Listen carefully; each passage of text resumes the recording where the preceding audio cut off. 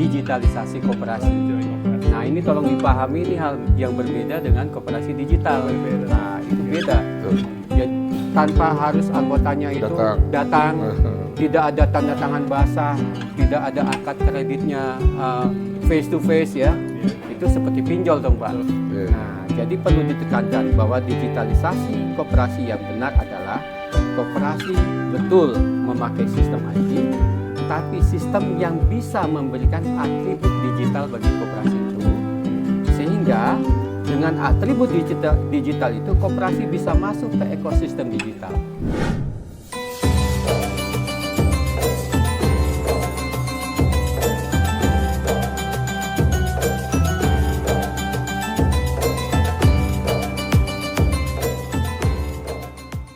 Jumpa lagi dengan MPC TV, saya Dani. Podcast hari ini bertajuk tentang koperasi. Jadi pada pagi hari ini, alhamdulillah kita sudah kedatangan tamu kita Pak Armen. Selamat pagi Pak Armen. Pagi Pak. Kemudian didampingi juga Pak Iwan. Pak Iwan ini adalah Direktur MPC TV. Ini beliau yang membidani MPC TV, dan Pak Armen ini adalah CRO untuk Kota ya Pak ya? Ya, kota.id. Kota.id. Nah, pagi hari ini menarik sekali perbincangan kita karena ini menyangkut koperasi digital.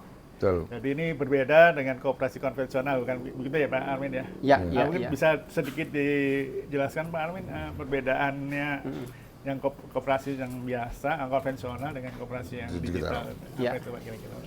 Sebenarnya bukan cuma dua itu Pak. Jadi kita sudah mengenal yang namanya koperasi konvensional ya. Nah, sekarang di era digitalisasi ini tambah lagi bentuk barunya, itu digitalisasi koperasi. Nah, ini tolong dipahami, ini hal yang berbeda dengan koperasi digital. Nah, itu beda.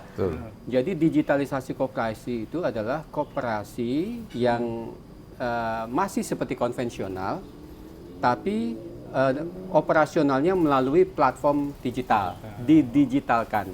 Tapi kalau yang namanya koperasi digital, itu secara habitnya sudah digital.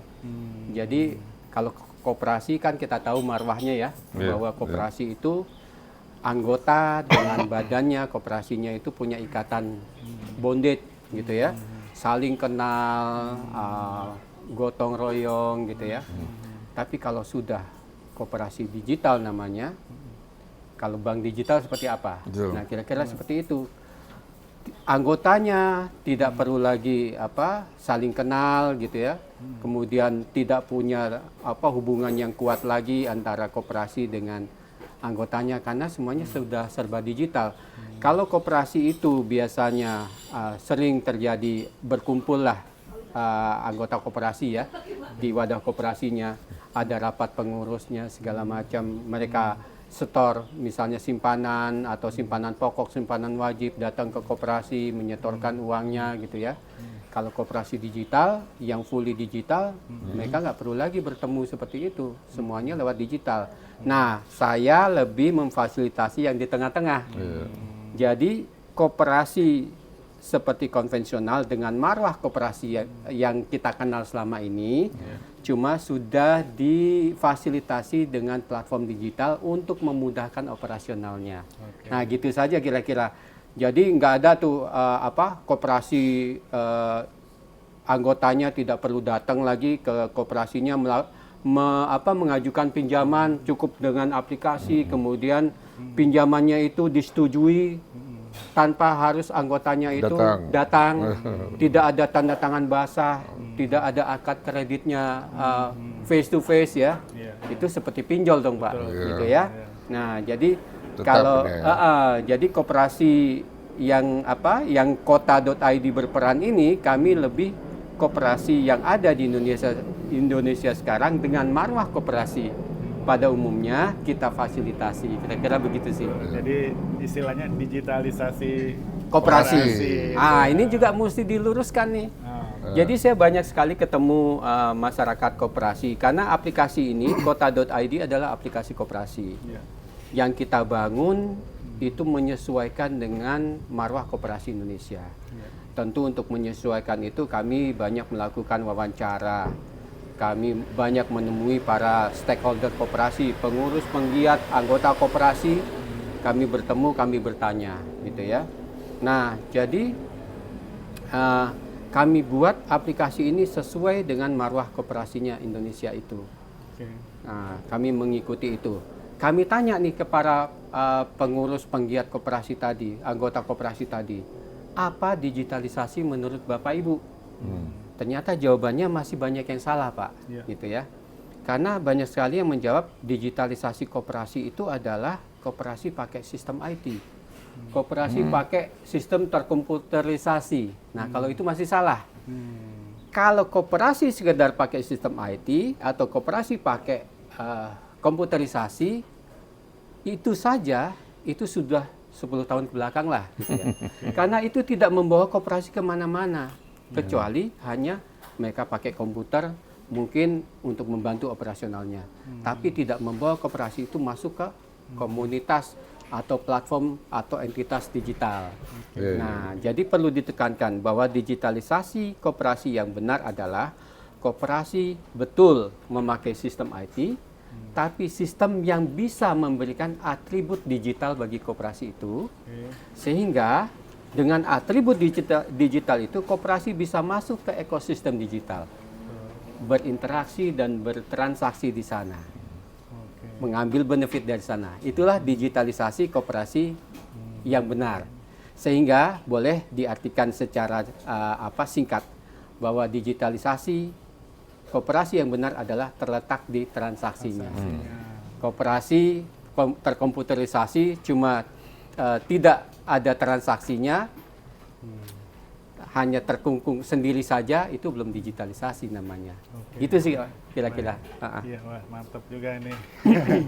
Iya, ya menarik. Iya.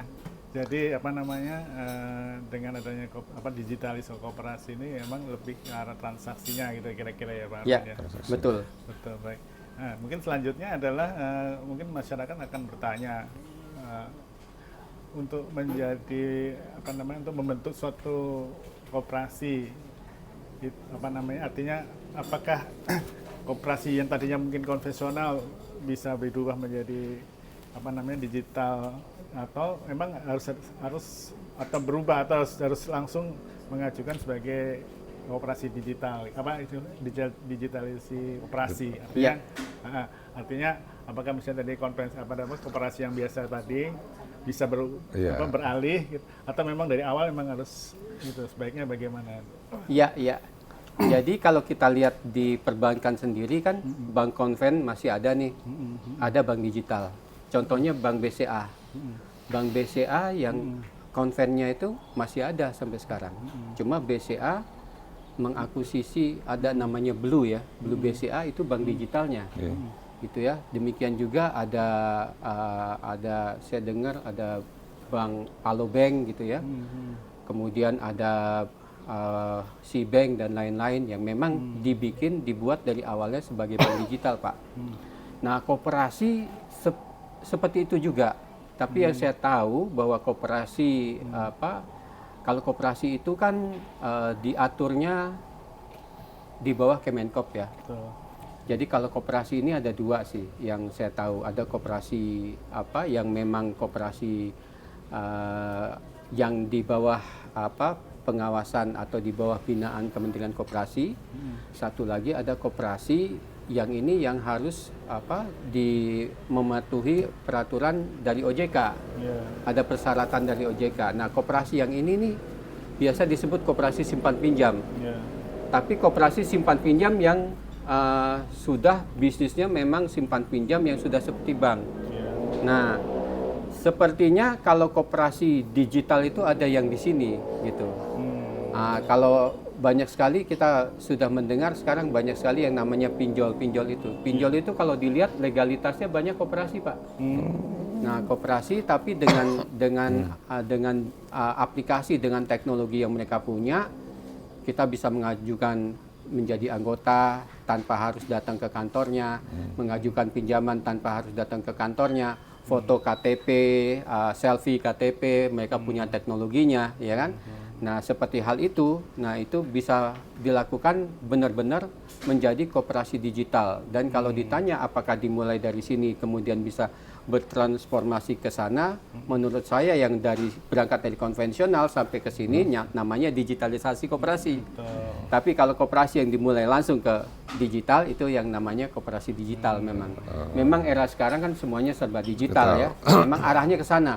Saya mungkin kita harus siap-siap, nanti kita semua akan sampai ke sana. Koperasi konvensional mungkin di beberapa tahun ke depan mungkin sudah lompat, mungkin koperasi baru dibentuk sudah menjadi koperasi digital. Kira-kira begitu sih Pak. Iya. Iya. Pak Arman, kan Iya. kita tuh tahu kalau koperasi itu di luar negeri semua kayaknya udah mulai pakai koperasi. Ya, Termasuk Nestle. Nestle itu Nestle. kan Nestle itu dia badan hukumnya koperasi gitu Betul. ya. Dan mereka bisa besar gitu ya. Lah, di kita ini kan anehnya orang kita ini malah pencetus koperasi ya. Ya dengan Bung Hatta ya. Tapi koperasi kita kayaknya jalannya terseok-seok nih. Ya. Dengan adanya di digital koperasi itu mungkin bayangan Pak Herman bisa mampu nggak kita berdiri lebih tegak daripada yang lama gitu Iya. koperasinya. Harusnya sih Pak, saya waktu kami membangun aplikasi digitalisasi koperasi ini memang visinya begitu. Sebenarnya. Jadi dari awal founder father kita kan Bung Hatta ya. Bung Hatta, Founder father itu beliau adalah bapak koperasi. Iya. Jadi visi beliau itu sudah luar biasa menurut saya. Jadi menurut beliau itu memang koperasi ini seharusnya menjadi Tulang punggung istilahnya ekonomi tulang ya. punggung ekonomi. Ekonomi kerakyatan tuh adanya soko gurunya di koperasi. Gitu. Tapi memang pertanyaannya kenapa di Indonesia koperasi tidak maju ya Pak ya? Iya. Kalau di luar negeri saya selalu bilang tuh. Kalau di Indonesia koperasi dianggapnya ribet, jadul, ketinggalan zaman. Koperasi itu organisasi yang kecil lah gitu kan. Padahal kalau di luar negeri tadi seperti Nestle itu koperasi. IKEA katanya koperasi. Koperasi. Iya. Kemudian ada Rabobank itu koperasi gitu. Di Indonesia kenapa koperasi tidak berkembang? Nah ini mungkin beberapa hal ya. Saya tidak bisa bicara jauh ke sana, tapi saya akan hanya melihat bahwa kedepannya harusnya koperasi ini dengan era digitalisasi ini koperasi akan bisa lebih maju lah. Yang utama adalah memperbaiki mindset masyarakat tentang koperasi, gitu. Dan ini kan sekarang negara ada giat-giatnya nih kan, berkoperasi merah putih. Ya. Nah itu ada Bapak ikut terlibat nggak Pak di koperasi? Ya, kebetulan saya memang terlibat lah dalam beberapa pembicaraan tentang koperasi desa Kelurahan Merah Putih. Saya terlibat juga di setup awalnya gitu ya. Karena kami punya aplikasi kota.id ini yang sudah berjalan sebelum ada konsep koperasi desa Merah Putih itu. Kami sudah berjalan sehingga begitu ada inisiatif dari Bapak Presiden Koperasi Desa dan Kelurahan Merah Putih itu tentu aplikasi-aplikasi yang bisa memfasilitasi digitalisasinya koperasi ini akan terlibat gitu. Sehingga alhamdulillah kami punya istilahnya komunikasi lah dengan program ini. Insya Allah kami bisa membantu Koperasi Desa Kelurahan Merah Putih itu menggunakan aplikasi ini. Jadi saya bisa jelaskan bahwa aplikasi kami ini sudah sangat cocok sekali dengan konsep dari Koperasi Desa Kelurahan Merah Putih. Yang mana kalau kita baca bahwa Koperasi Desa Merah Putih itu adalah koperasi yang dibentuk di desa atau di kelurahan, yang mana di koperasi itu ada 7 gerai, gitu ya. Nah, gerainya itu ada simpan pinjam, kemudian ada gerai sembakonya, ada gerai pergudangannya, distribusinya, kemudian gerai apotik, klinik gitu ya. Nah, alhamdulillah aplikasi yang kami bangun ini memang sudah punya itu, gitu. Sehingga aplikasi kami bisa benar-benar mensupport Koperasi Desa Kelurahan Merah Putih ini untuk bisa berjalan. Sekarang dalam proses Pak, karena kan kalau kita lihat memang ini semua dalam pengerjaan ya.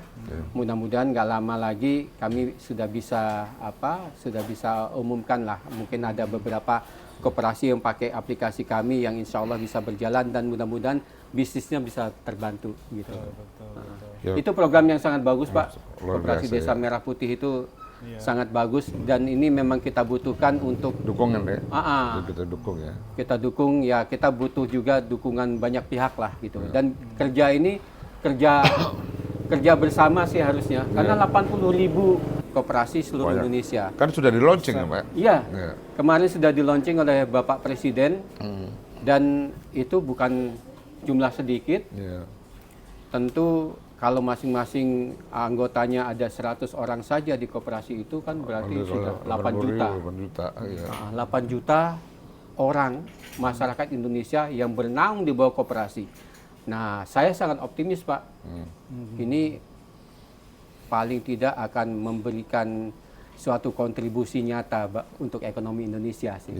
Mudah-mudahan begitu. Nah, Ya. kita nih di MPC Pak, MPC Masjid Purcinere itu kepengen lah mensupport ikut mendukung pemerintah kan dengan kita akan yayasan akan berkooperasi gitu, terutama kooperasi digital gitu ya. Nah, supaya satu masyarakat di sekitar masjid itu mudah bertransaksi. Kedua ada ikatan emosional antara anggota dan pengurus masjid, kan gitu. Nah nanti seperti apa langkah-langkahnya, mungkin kita minta bantuan Bapak nih. Untuk kita melahirkan KTI gitu. Tentu Pak. Sebagai support juga dukungan kita ke sama pemerintah gitu. Ya. Itu kan Pak Dhani ya. Betul. Jadi memang mungkin saat ini nggak tahu saya ya. Kita pengennya itu nanti masjid itu bisa ikut berpartisipasi dalam program koperasi gitu Pak. Nah, jadi mungkin saya belum tahu apakah memang sudah ada masjid yang memiliki koperasi dalam tanda petik sudah digitalisasi. Nah, atau mungkin misalkan kita mau menerapkan program digitalisasi untuk koperasi di Masjid Purcinere ini, nah itu kira-kira seperti apa ya strateginya kira-kira kalau menurut Mas Armen gimana ini? Ya. Jadi satu hal yang saya pelajari semenjak saya terjun ke koperasi, semenjak saya bangun kota.id, saya akhirnya belajar. Sebenarnya digitalisasi itu seperti apa sih gitu ya. Ternyata begitu saya pelajari, di digitalisasi itu yang menjadi juara di era digitalisasi adalah yang punya komunitas Pak. Komunitasnya. Kita lihat saat ini di era digitalisasi ini, ide itu lebih mahal dibandingkan minyak, harga minyak gitu. Siapa yang punya ide, dia tuh menjadi aset yang mahal. Di era digitalisasi ini, kue ekonomi itu menjadi terbuka untuk siapa saja. Untuk mencapai pasar itu tidak perlu kalau sebelum digitalisasi kan. Pasar itu harus kita datangi secara fisik gitu ya. Kalau ini tidak.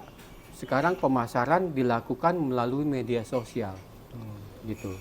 Pemasaran apa saja dilakukan melalui media sosial dan pasar tiba-tiba berubah menjadi sangat besar, sangat luas. Yang tadi sudah tidak ada batasnya, tidak ada boundaries lagi, tidak ada batas. Koperasi bisa mempunyai pasar yang sangat luas di luar dari wilayahnya. Bisa terjadi dengan bantuan platform digital tadi, gitu kan. Di era digitalisasi ini, koperasi jangan lagi melihat hanya bisnis nature-nya koperasi. Tapi sudah harus melihat bisnis apa yang tersedia untuk mereka. Nah, jadi di sini fungsinya. Kenapa saya ngomong begitu? Ternyata di digitalisasi ini komunitas menjadi sangat penting. Yang menjadi juara di era digitalisasi adalah yang punya komunitasnya. Masjid Purcinere ini adalah masjid yang dimiliki bersama-sama oleh masyarakat, ya kan? Membentuk sebuah komunitas. Nah, komunitas ini kalau kita isi dengan berbagai hal aktivitas, Nah, di era digitalisasi ini aktivitas itu diisi dengan transaksi di situ. Wah, ini potensinya luar biasa, Pak. Untuk kemakmuran umat. Untuk nih. kemakmuran umat, kembali lagi ke umat. Yang menjadi juara di era digitalisasi adalah yang punya komunitasnya. Sehingga Pak, saya seringkali ketemu dengan beberapa perusahaan multinasional, perusahaan global yang ingin masuk ke Indonesia.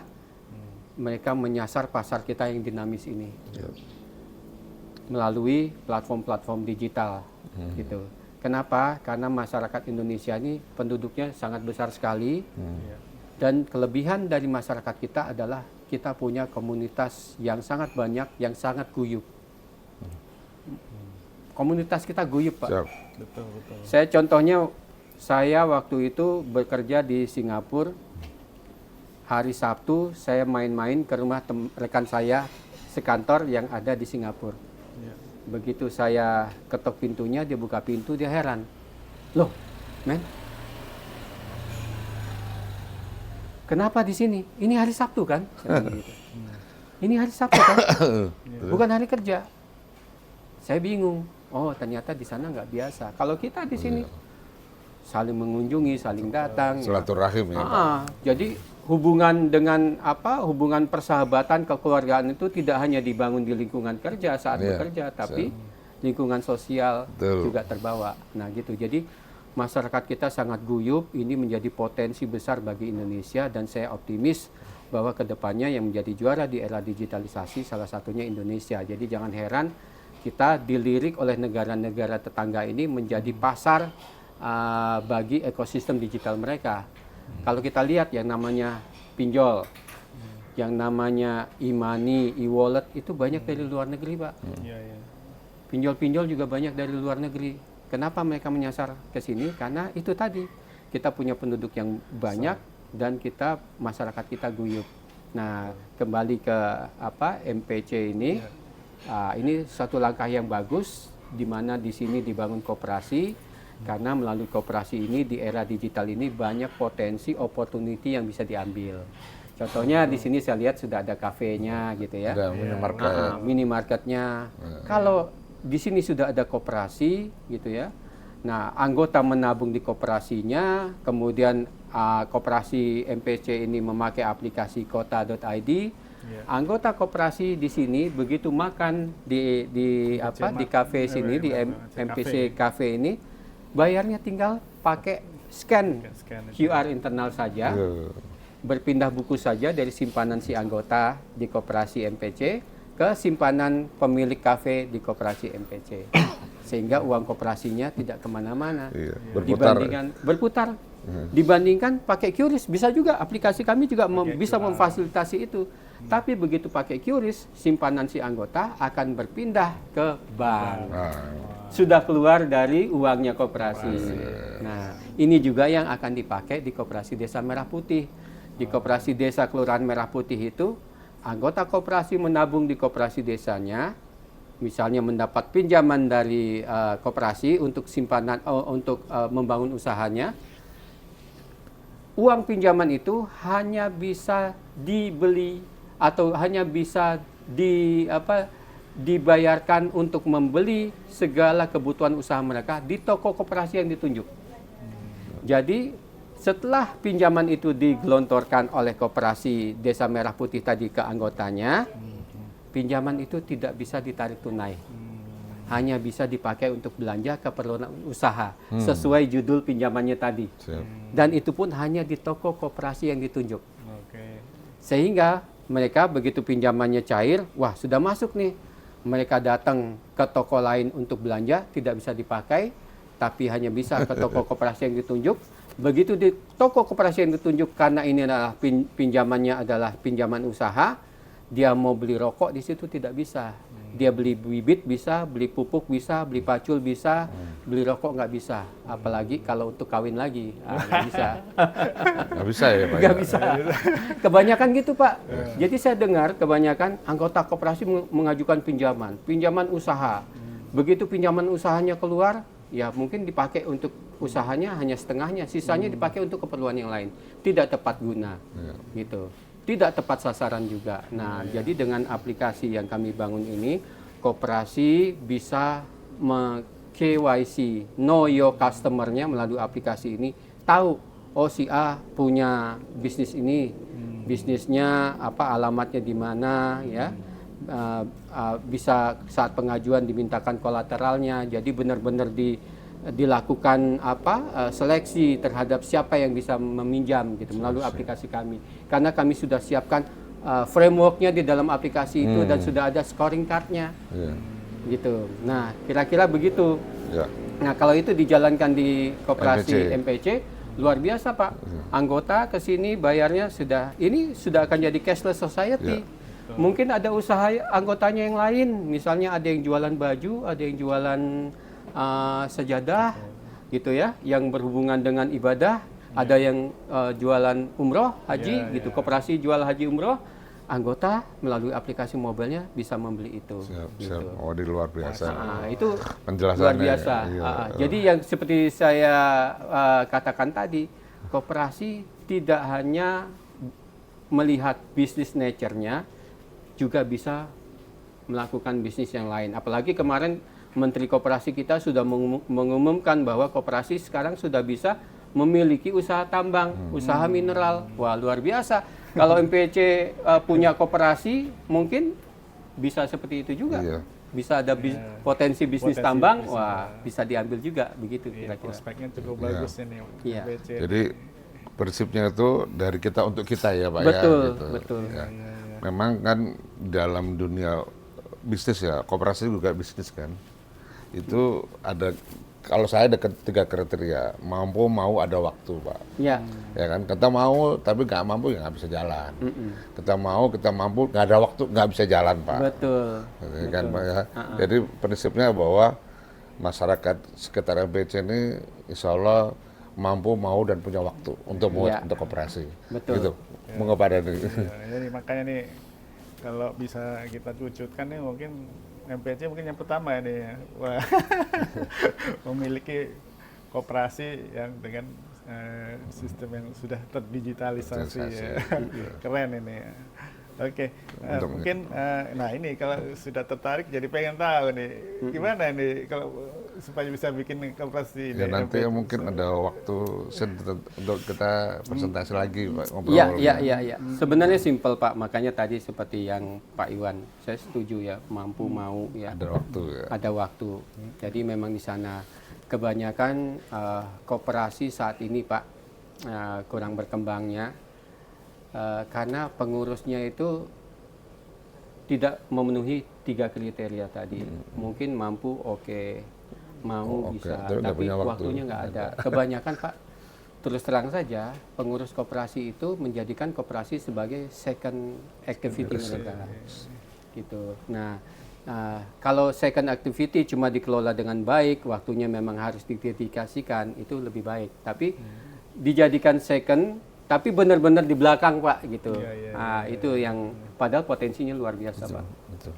Oke, mungkin demikian tadi bincang-bincang dengan Pak Armen dan Pak Iwan, nanti menarik sekali. Jadi dengan adanya digitalisasi koperasi ini, koperasi menjadi lebih modern, cakupannya sudah berbasis ke community. Dan produknya mungkin juga jadi bermacam-macam ya Pak, variasi jadi lebih banyak kan, jangkauannya juga lebih luas. Mungkin itu kira-kira ya Pak Armen ya. Betul. Yang bisa disimpulkan daripada bincang-bincang ini. Oke, baik, mungkin itu yang bisa kita bincang-bincang hari ini. Terima kasih. Mungkin jangan lupa share, like, dan subscribe, dan tanda lonceng ya di di pencet MPC TV, jangan lupa. Terus ikuti channel kami MPC TV berikutnya. Terima kasih. Assalamualaikum warahmatullahi wabarakatuh. Waalaikumsalam warahmatullahi wabarakatuh. Thank you. Terima kasih Pak.